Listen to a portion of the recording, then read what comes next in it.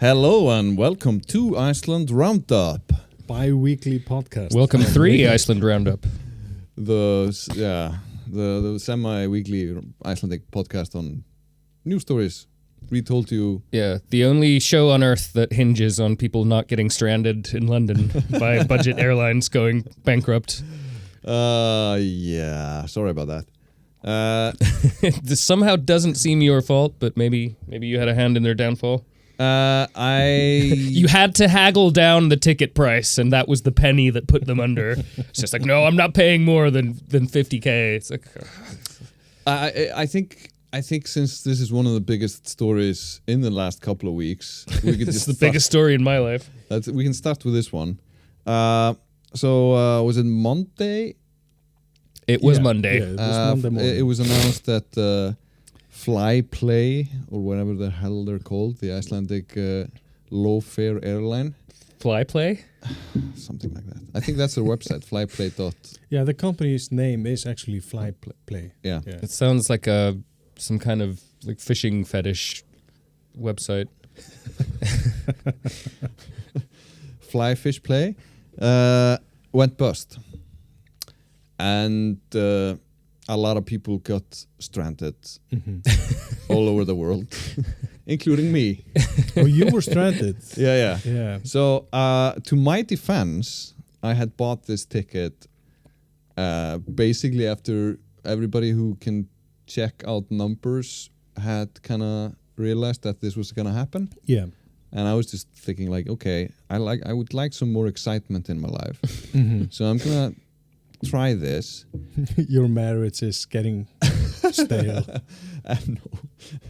You were there for what, a bridge tournament? Yeah, well, yeah. Is that what I heard? We were supposed to be playing bridge. Yeah. So sounds thrilling. Yeah. But so I wasn't really surprised. No, I can't believe you actually bought the ticket with Play. I mean, it's been like 6 or 7 months since I've when I'm looking at the airline tickets, I think to myself, would it be okay to get stranded there? Yeah, it's the kind of world we live in now. Like, travel's a real gamble. Well, I was in London, which isn't really a hard place to get from usually. But if you were like flying to, I don't know where else, but you know, it'd be a lot more complex. There's a lot of airlines that fly to Iceland from London. Yeah, but I mean, Play was flying to Madeira, a small Portuguese island. Yeah. That's a little harder, right? How the hell are you going to get from there to Iceland? Or like they were flying direct to places that nobody else flew direct to. Yeah. I think Porto or somewhere in Portugal. Maybe, just a thought. Yeah. There's just some scheme to like sell off their planes for parts. It's just like no one will ever want a ticket back. Just take the plane. No, it's like maybe that was a part of the reason they went bust, that they were flying to a lot of places no one else is flying to. It's like maybe... and indeed, no one else even wants to go. Yeah. Well, I think perhaps we should have seen a pattern. I think, like, you remember the last months of WoW Air, the previous low-fare airline? They were, like, opening up these ridiculous routes. So it kind of looked like a pyramid scheme. They were hoping they would sell enough tickets to that route, you know, into the future that they could maybe survive another week. Yeah, they were gonna fly direct to India or something. Yeah, they were doing a lot of they were flying to like a bunch of different American cities that were kind of awkward. Yeah, I guess. Detroit. Yeah. The booming city of Detroit. That's one way to put it. Yeah. What year was this when WoW went under? 2018. 2018. Okay. Yeah, but I was surprised. It was longer ago than that. I was surprised how big that airline got, because 400 people are gonna lose their job with Play. It was like 1,100 people who lost their jobs with WoW when that went bust. Wow. Okay. Wow. No pun intended. No, so I mean it's been a very sort of I guess the longest surviving ones of these was actually the first one, Iceland Express. Yeah, it actually did not go bankrupt. No. WoW Air bought Iceland Express at some point. Yeah. Well, I mean, the holding company of that thing went bankrupt eventually, right? And they owed... Yeah, but not in the same way as we're talking about Play and WoW going bankrupt. No, there was some continuity between Iceland Express and WoW. But they lasted from, 2002 until 2012, I think. So that was a 10-year run. That was the one that went under in 2012. Yeah. Yeah. Kind of. That vaguely semi-impacted my life. But perhaps not to the extent that your life has been irreparably altered. But WoWware kind of took over their thing in a way. Basically, yeah. But I mean, it's kind of like. Should we talk a little bit about what like these low-fare airlines meant to Icelanders? Let's do it. Because share your insights. Yeah. Well, you guys should remember how extremely expensive it was to fly out of Iceland in the 90s. Yeah, it was insane. You don't remember? I didn't really pay for a lot of things in the 1990s, being a child, but. But you know, I was 5 years old. I remember when I had to. Yeah, but the thing is, like, there was a new credit card. At the turn of the century, the secret of success in your family. Yeah. At the turn of the century, Iceland didn't have a lot of tourism. It was uncommon for other airlines than an Icelandic one to fly back and forth from Iceland. Yeah. And Icelandair, kind of the only airline here of any, like, in any serious way. Their business was basically kind of like flying continent to continent with like a layover in Iceland. Yeah.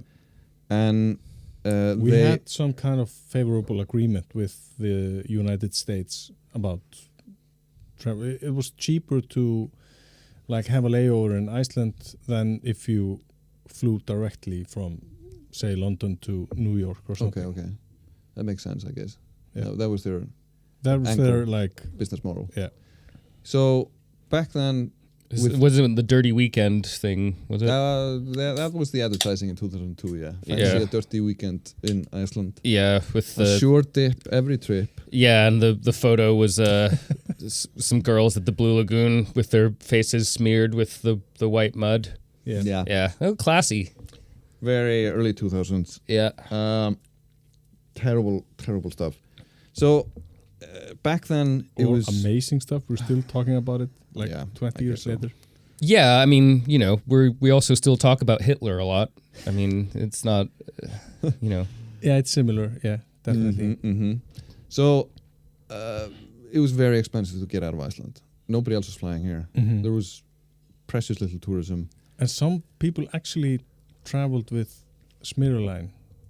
Some people took the boat. Yeah. Mm-hmm. It wasn't. You could even buy like someone other than ham smugglers. Yeah. You could even buy like a cabin on like the shipping companies, the container shipping companies. Yeah, it was so expensive to fly. Yeah. So these guys showed up in 2002 and really changed the thing. Like it was almost all of a sudden you could actually fly to London or Copenhagen without paying like half a month's salary. Yeah, it was at the beginning only these two places you could fly with Iceland Express. Mm-hmm. They had like one or two planes, just doing this trip frequently, just like taking a bus there. Mm-hmm. I remember older, cooler kids talking about it. Okay. You know, who had credit cards? Yeah, who had like credit cards, money and aspirations to drink foreign alcohol and bed foreign people. And one of the guys who started the airline, I think when it was like a 20-year in 2022, mm-hmm. when it'd been 20 years since they founded it, they had to sell it very early on. Mm-hmm. And he was describing like how they were met like with so much sort of they were just at every single point in everything they did, they were like kind of met with the gatekeepers in Iceland. Yeah. So Icelandair tried to literal gatekeepers. So Icelandair tried to fuck them up. Yeah. Even the fucking credit card company tried to fuck them up. Mm-hmm. So he was just describing how extremely difficult it was to do anything that ruffled the feathers of sort of the powers that were at that point. Mm-hmm. And that included obviously like Icelandair was a big part of that structure. Yeah, it's an interesting read about how different these days were in many ways to the days now. But it seems you're talking about the good old days.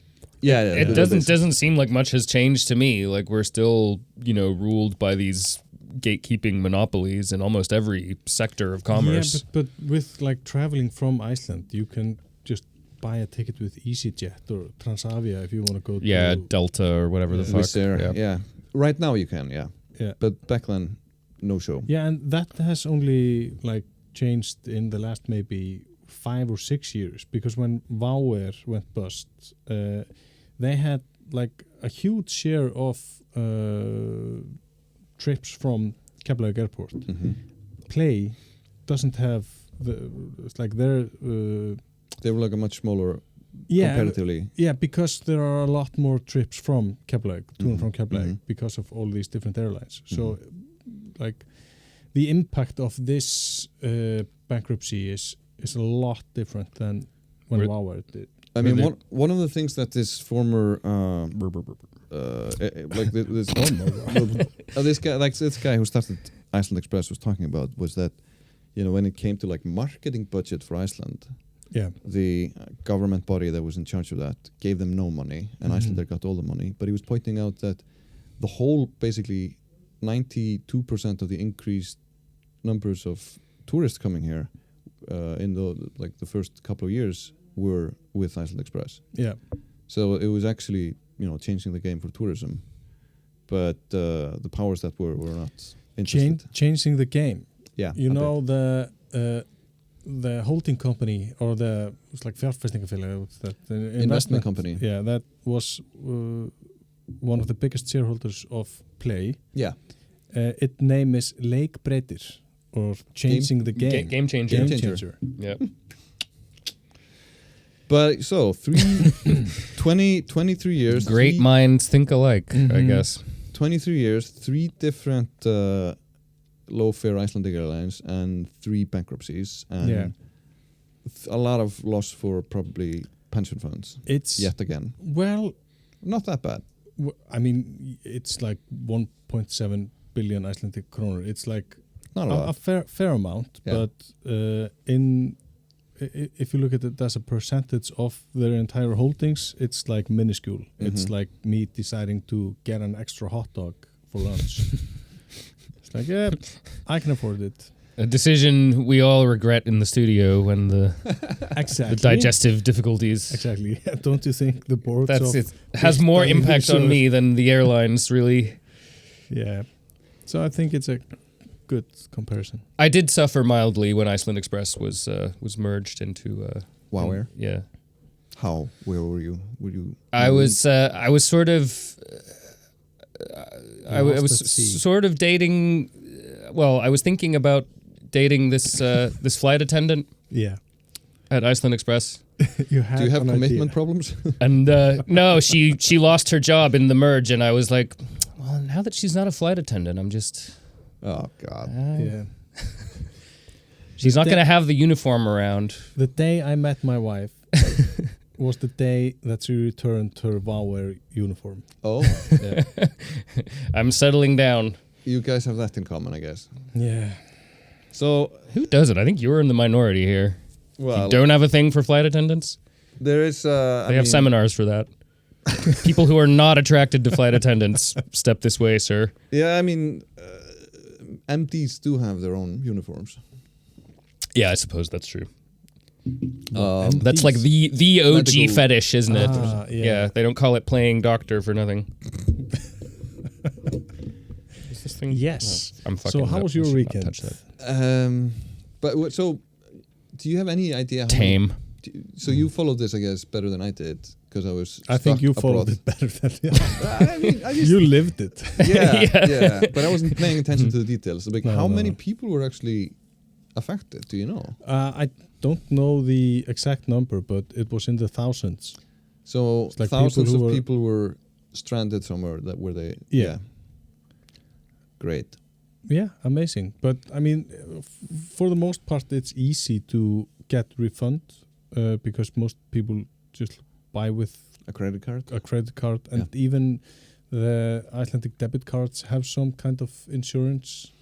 Yeah, I mean, I checked in with Landsbankin, my bank, and they even had like a portal for this. Yeah, it's just So it was just like an electronic thing. I did it in like 5 seconds. yeah. It's like, were you stranded in a bridge tournament?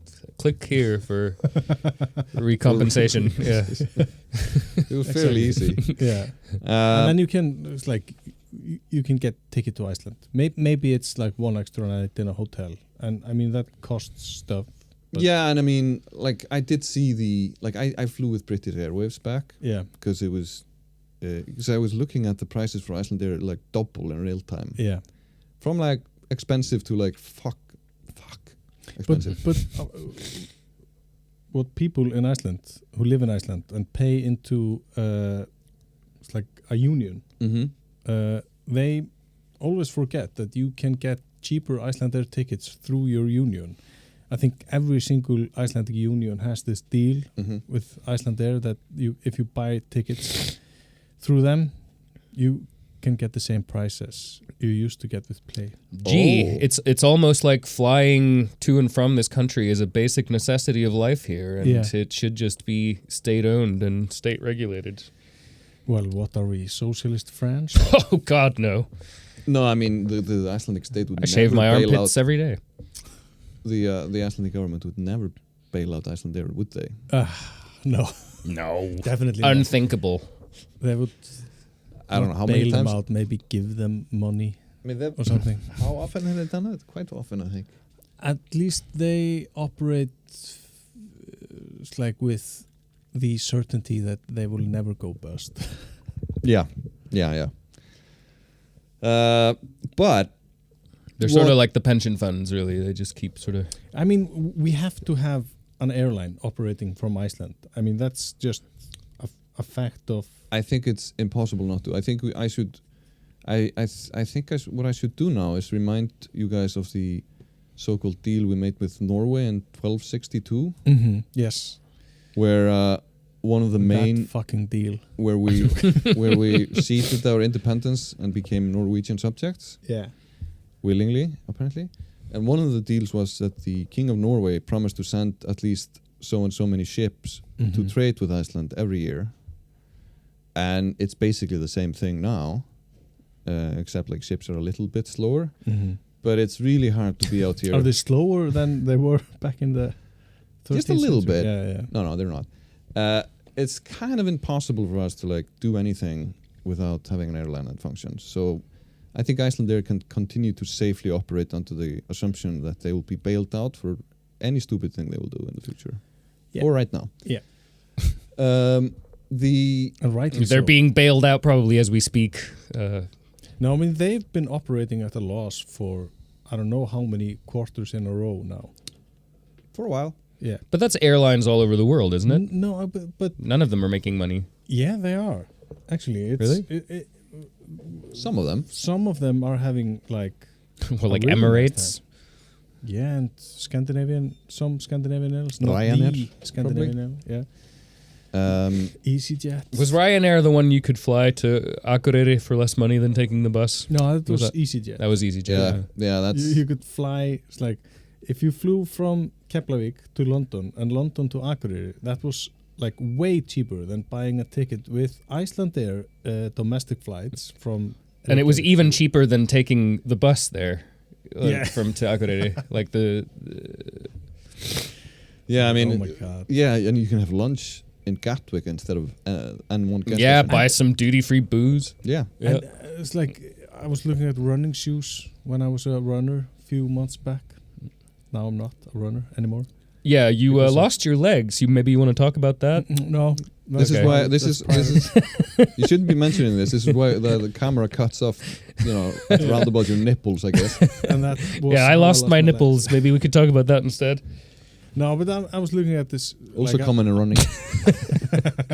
Yeah, so I've heard. Y'all are not making this hobby seem attractive, I gotta say. It was cheaper for me to fly to either London or Copenhagen, buy the shoes there, and fly back all in one day than to go into a store in Reykjavík and buy them.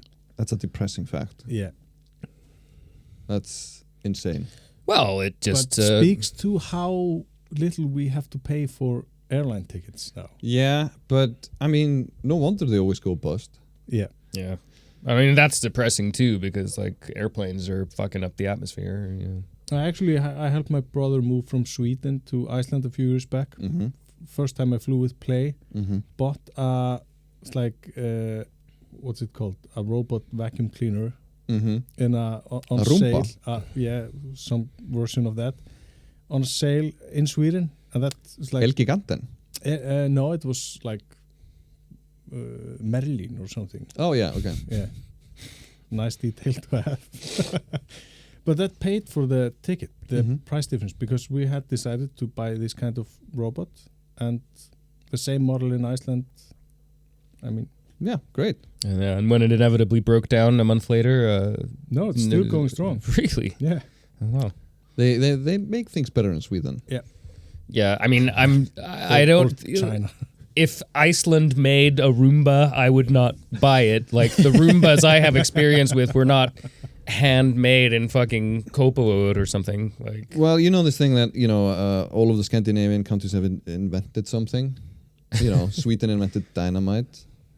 Yeah. The Norwegians invented like the cheese slicer. Yeah. Iceland invented money. I guess Finland invented happiness or saunas or something.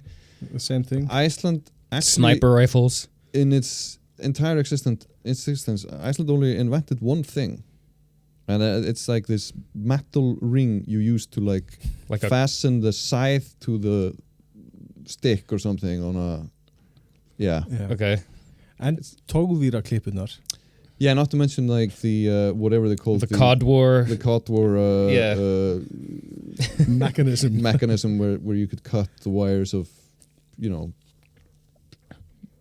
gnats or something on other boats. I don't know. Yeah, that was an ingenious invention. Yeah, but it never like the fucking cod flight. war, man. The cod war, yeah. Yeah. Imagine how infuriating that must have been for the UK Navy. I feel like they still haven't forgiven us. I feel like there has, like, especially when you talk to older English people, there is this sort of seething resentment towards Iceland always, and it keeps getting rubbed in their faces every 10 years or so. IceSafe didn't help with that. No, but you have the Royal Navy, and in the 1960s, it's still like a, force to be reckoned with. Yeah, especially if you're the fucking having like kind of won the war on the back of that navy 20 years earlier was like still in fresh memory. And then they have like the Suez debacle where the US just tells them, fuck off, you can't do this. And they realize they can't do it without the US approval. And then they have the like thing with us where like we're cutting the gnats out of their boats with like these wire cutters that we came up with on these puny fucking Coast Guard boats. And do you own the patent? Do you get money every time we say that? Really like this and the Royal Navy is like sitting around there in these same waters on their frigates or destroyers or whatever, and they can't do anything to those obnoxious fuckers who are cutting the wires because the US won't let them. So annoying. Yeah. One more thing about the fly play thing. They like in August they went through like they got some money from investors, right? Yeah, they took out loans basically. Yeah, like they sold debt. They sold debt. So one would have assumed they would have made it a little longer than a month, but no, they really didn't. But I mean that's. This has been a subject of some speculation because the people who bought the debt, they got I don't know what that is in English. Insurance for that debt in the little tiny company that Play owns in Malta. The island, okay. The island, as opposed to the pop star, the chocolate bar. Oh, right. Little known Icelandic chocolate bar no longer made. Isn't it made? I don't think they make it anymore. Oh, they have to make it in Malta now. It's cheaper. It's called an Iceland bar over there. Yeah, definitely. It got replaced by Maltesers. Yeah, but they were in the process of transferring the lease of the big, because Play didn't own any airplanes. They leased them, and they had favorable agreements because they they started operations during the COVID pandemic, and they could get like really cheap long-term leases on planes. Mm-hmm. And they were in the process of transferring these leases from the Icelandic company to their subsidiary in Malta. And when the Icelandic company goes bankrupt, that doesn't necessarily mean that the subsidiary goes bankrupt. And it took the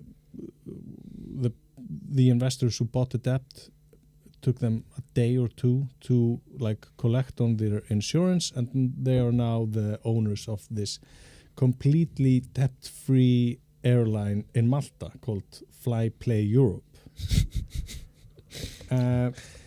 So the shenanigans continue. So this speaks to the fact that the CEO of Flyplay had been talking about it openly. Yeah. To move operations out of Iceland for a few months before that. Yeah. Which I assume is because they had run the numbers and realized that operating a low-fare airline out of Iceland with Icelandic labor costs wasn't very good competitively towards competing with other low-fare airlines flying to Iceland, such as Wizz Air operating out of Poland. Let's just leave it there without talking that it took him years to make this calculation. But yeah, instead of the definition of insanity is trying the same thing again and expecting different results. But he is now one of the largest single shareholders of Flyplay Europe in Malta, because he was one of the people who bought the debt. And got the insurance. Yeah, along with some of the biggest shareholders in Play, now bankrupt. One more thing, they also had insurances they could collect, which were the name, the branding, the website, the booking software. So they have basically a fully functional low-fare airline now. But they've just dumped the debts. Yeah. And moved. Yeah. So in essence, they owe the Icelandic aviation authorities 2 billion Icelandic kroner in the old company. In the old company. Mm-hmm. And it's so this is we should probably explain how this is the most Icelandic thing ever, even though this actually sounds like a more elaborate version of what people usually do. I was this is called an Icelandic Kennetulflag. Yeah, and even kids know that concept. Yeah, and it's what it means is that you have a company running on a social security number, Kennetala, and then you start another company on a social security number because you're heavily in debt on the first one. You sell the branding and some of the assets or some of the deals from the old in-debt Kennetala or social security number to the new one, and then you let the old one just go bust with all the debts, and then you continue. Mm-hmm. This is frequently done in the restaurant business and in almost any other sector. Yeah, basically everywhere. Yeah. So this just sounds like a little bit more of a sort of a little wee bit more complex version of that. Do we owe this magnificent system to Davíð Oddsson, or does this predate him? I mean, this is age. Really? They had we owe this to the idea or the fiction of limited liability companies on the other hand, right, and a few other factors. I mean, we've talked about it before, the concept of hækkun í hafi. I don't know how to translate. Price increase between countries or something. I mean, that's something. Entrepot trading, that kind of thing.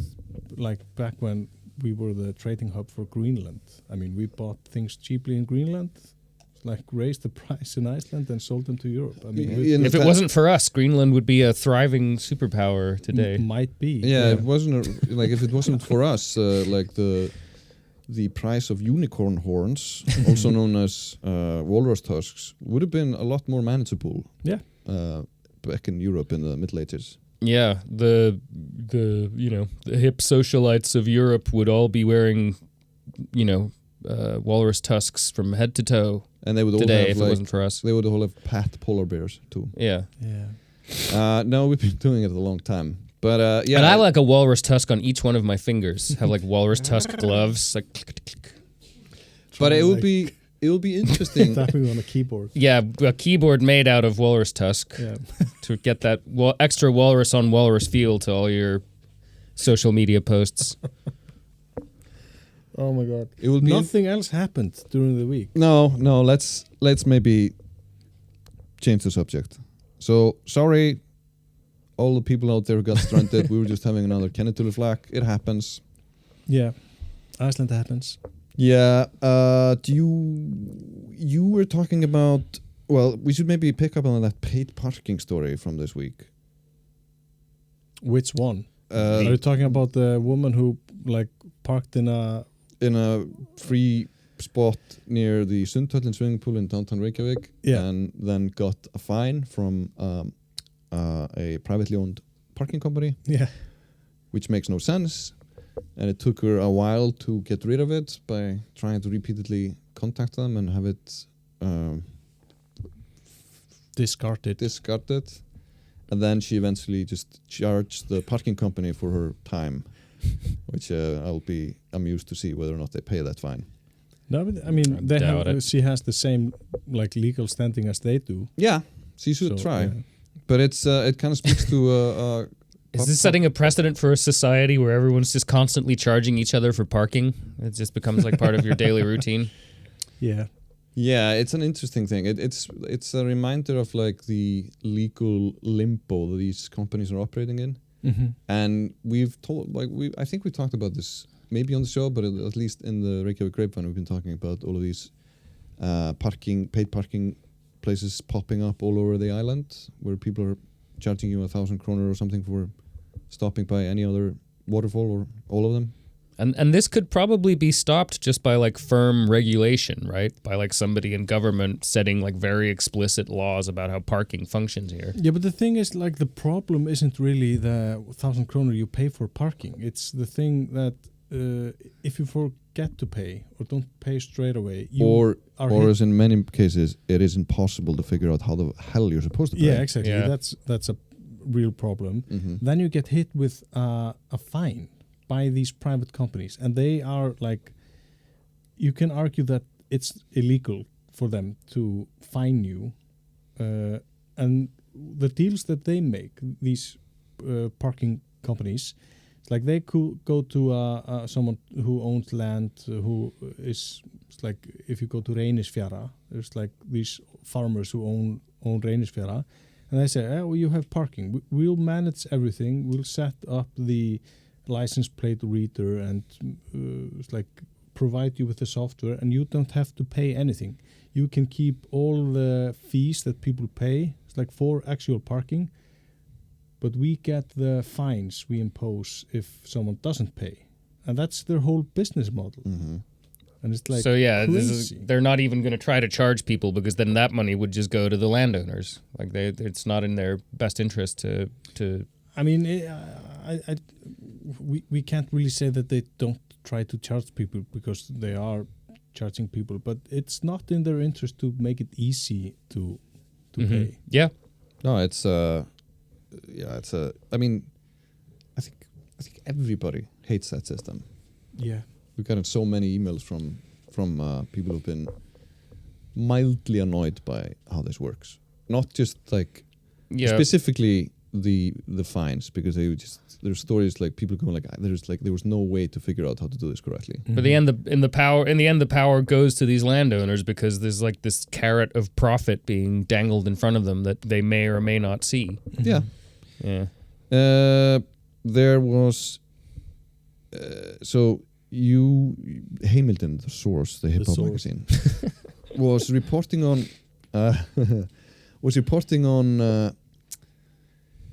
well, it's kind of appropriate to be talking about it today. It's exactly what is it going to be? How many years was the collapse ago today? Today? It depends on what collapse you're referring to. The economic collapse. It was in 2008, so it's how many years? 17 years. 17 years? Yes. Has it been 17 years? Yes. Oh my God. The economic collapse is old enough to get married, but not drink. Yeah, they can drive. They can drive now. They can drive, yeah. Yeah, and you can never drink and drive. No. Yeah, but if you're the economic collapse, it's probably too late. You're probably drunk. Yeah. So one of the probably born with fetal alcohol syndrome to begin with, considering the amount of alcohol that was. I think it was being served. I think the cocaine was the worst part. Yeah, you think so? Probably. So Jón Ásgeir, one of the Jón Ásgeir Jóhannesson, one of the sort of more known faces from the boom and the bust. Yeah. Now 17 years ago today. The Heimildin wrote a big feature on his comeback, so to speak. Yeah. And I'm kind of curious to how you articulate. Well, you know, in what sense is he back? Because he kind of never left in that sense, but he's been. Well, he wasn't. He wasn't like he lost a lot. Yeah, before the collapse. I mean, he started in business with his father with Bonus. like Bonus, the budget grocery store. Like the one with the pig on it. Yeah. Mm-hmm. Yeah. Yep. And got, was hugely successful with that, and started investing in retail companies, and then he started investing in like just everything he could get his hands on. Mm-hmm. He went on this thing called útrás. It's like foreign expansion of investments, and was at the time it's like he owned Magasin du Nord in Copenhagen. He owned Hamleys, the toy store in the UK. A lot of like well-known retail brands all over the world. He was like the key investor in Glitnirbanki. One of the banks collapsed banks. Yeah, and the first bank to go bust. Yeah, and after the collapse, in the report of the investigative committee appointed by Parliament, who investigated the reasons for the collapse and the immediate aftermath, it became known that he was like some kind of a shadow director of the bank. Mm-hmm. It's like he had no formal position within the bank, but whatever he said, they did. Mm-hmm. And that was actually like this thing about having no formal... Give me money. Yes, sir. Was the thing that like got him off when the prosecutions started and people were sent to jail for things they did in the lead up to the collapse. And he lost his retail empire and some of his assets, and it was actually, he went on Silfur Egils, which was like a huge thing back then. It was like this Sunday news talk show. Yeah. And he explained that he had like lost a lot, but he had enough for a Diet Coke. Right. That was his phrasing. And he was asked, like, do you have like a treasure chest in Tortola? Cocaine is in a Diet Coke. The British Virgin Yeah. Do you have Islands. any offshore accounts and stuff like that? Yeah, and he was like, no, he didn't know about that. I do, but I only have Diet Coke in them. Just but huge then in bunkers the full of Diet Coke. Panama Papers, it was relived. We were relieved to find out. I definitely relieved myself when I read them. Shit. Indeed.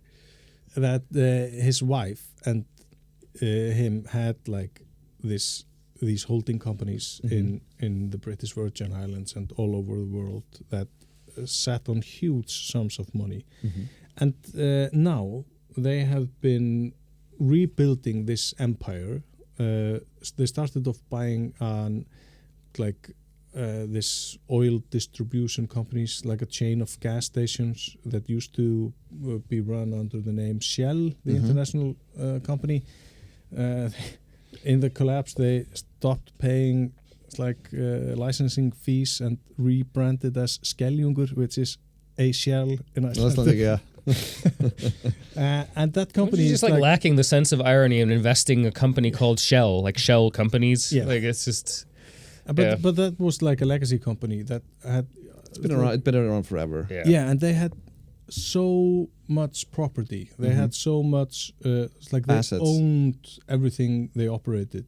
And he just started selling things off. So he corporately rated it. That's nice. Corporate rating, that's called. Yeah. and I mean that made them a huge amounts of money, so they could start by using that money to invest in everything and anyone. And it was announced just like very late last night that they're not the single shareholders, but it's like they own an investment bank with their friends called Fossar, which is they own like an insurance company and a small investment bank. They are now in talks in merging with Íslandsbanki, which was founded on the basis of the collapsed Glitnirbanki. And if that goes through, they will become one of the shareholders of that bank. 10 shareholders of that bank. So he is slowly regaining literally everything he had, like including that bank. Yeah. All of that, like everything, I just want to point out to our listeners and viewers, like everything you just said, I want you to think about this when you see this myth perpetuated on the internet that Iceland jailed all the people responsible for the financial collapse and that like all of that shit has gone under, because it is still very much fucking going on. Yeah, I mean, some bankers went to jail for like some months. Yeah, we talked about that. The helicopter crash. No, yeah, exactly. Motherfucker. But yeah, they're doing okay. The kids are okay. That's good to know. Isn't there a connection between play and shell? You don't want to talk about it? I've seen children playing with shells. The CEO of Play. Oh yeah, that used to be the CEO of Shell, right? Yeah, he was an investment advisor at Glitnirbanki and Íslandsbanki. Yeah. And Íslandsbanki had it's like Shell, the company, was one of their assets, right? Collateral for some loans and became the bank's asset, and then they needed to offload this oil company. Or it's not an oil company. I mean, it's like a gas station. Yeah, they import a lot of oil in Iceland, and that's most of their profit is from cheap sunglasses and wiper fluid. Is that Jón Ásgeir? No, it's my Don't boss. answer. It's my boss. Okay, we should get this going. Get the show off the road. But he was like he was investigated for a long time. It didn't lead to any charges being like presented or brought forward. Pressed. But the moment that he had sold Íslandsbanki share in Skeljungur, the Shell, he became the CEO. Skeljungur, the CEO. To whom did he sell it? To Jón Ásgeir? No. Okay. Somebody else. Just checking. Yeah. One of the other 5 circle jerkers who control every cent in this country, I'm sure. So Jón Ásgeir is back. He has now media holdings as he used to do. He has apparently gained assets in a bank, or will probably do soon. Yeah, and he's back like in the retail business. He owns grocery stores. Yeah. And he just acquired this podcast, and he's a swell guy. And he's just a very handsome man. I've always been a fan. Yeah, me too.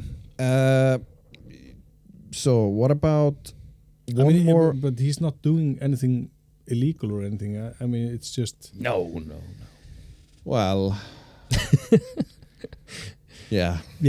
That's I just probably may be true. Yeah. We'll but find not out at after this the next moment. collapse. Yeah. After the next financial collapse, we'll find out. There's one story from the week before last, because I was not here. We didn't cover. Human trafficking in Iceland. Yeah. At nail salons. At nail salons. At like Salon. Saloon is like a place where cowboys get drunk and shoot each other. I confused. Maybe that happens at nail salons. I don't know. I never go there. And we have, I think, until the like famous case from a couple of years ago where we found out that there was human trafficking in Iceland, where this business tycoon who ran like a chain of restaurants, turned out he was... But that was just like last year, though. It was last year or 2 years ago. No, 2 or 3 years ago. Yeah, it's been It's been a while. Yeah. Man, fuck time. We had been, I guess... That's my point of view. We had been, You I guess, son of a bitch. we had apparently wrongfully been operating on the assumption that human trafficking wasn't the problem in Iceland. Yeah. Boy, And- were we wrong. Yeah. And I mean, they went into, I don't know how, like a dozen nail salons. And a few of them turned out to have human trafficking issues. Yeah. And that's just one sector. Like, that's one type of business. Yeah. Yeah, and it's so porous here. It's so unregulated. Like, who knows what the fuck is going on? Like, half the businesses, like, more than half, like, the majority of businesses in downtown are very shadowy and unregulated, just like how they get shit done. It's, I guess maybe we shouldn't be, like, in the past 10 years, I think, about 45,000 people have moved to Iceland to work. Almost everybody, or most of them are, like, you know, Schengen within the EU. And it happens, like, it's obviously related a lot to tourism. There's been a massive tourism boom in the past 10 years. It's a labor-heavy industry. We're not that many here. So it also makes it less likely to notice, you know, people entering and leaving the country doing suspicious shit. yeah, I mean, 45,000 people. That's kind of like, that's probably around the same number that actually moved to Iceland in the settlement era. And at that time, we had a lot of human trafficking. Yeah. That was our bread and butter. Yeah, so, you know. Yeah, it was just like 3 guys and the rest of it was human trafficking. A lot of human trafficking. So I guess we, like, shouldn't be surprised. So I'm sorry, I keep bumping into your fucking... I think it kind of speaks to the sort of laissez-faire approach to all of this sort of massive changes in society in the past 10 years, that there hasn't been a lot of attention paid to this. And one of the police officers or maybe we're not a police officer, one of the, like, officials interviewed regarding this said, like, a big part of the issue is that the different sort of government bodies don't really talk to each other. So they, you know, they need to do so to, like, very easily apparently pick up the signs of a problem being in these things. Because one of the things that you, like, if you are getting people from outside of the Schengen area or the EU to work for you, their residency permit is linked to their job permit, which gives you a massive leverage if you are the employer.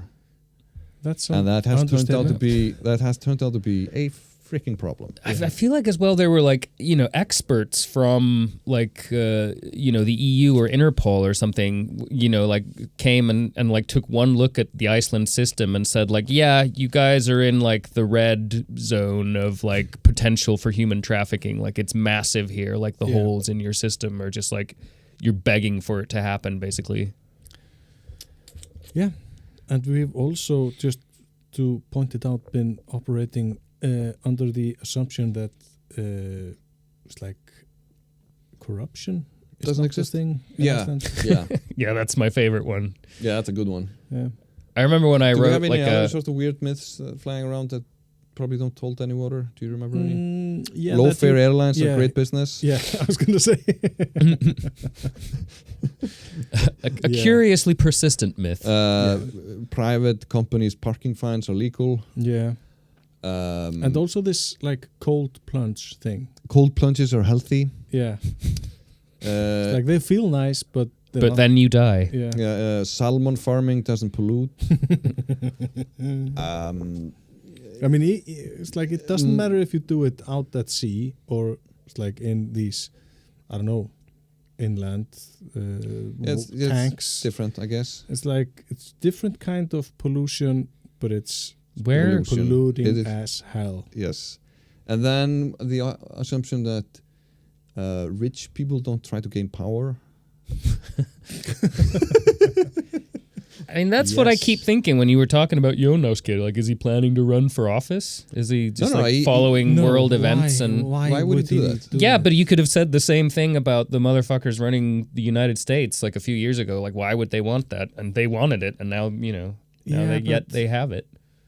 But in Iceland, I mean, and that's the thing with, like, corruption. It's like we have this idea that corruption is when someone pays someone money, cash in a manila briefcase, or briefcase. But in Iceland, Icelandic politicians, and we have a long history of this, they just do it for free. They just want to have a seat at the table. They want to get invited to a party. They want to be in the room. They want to be in the room.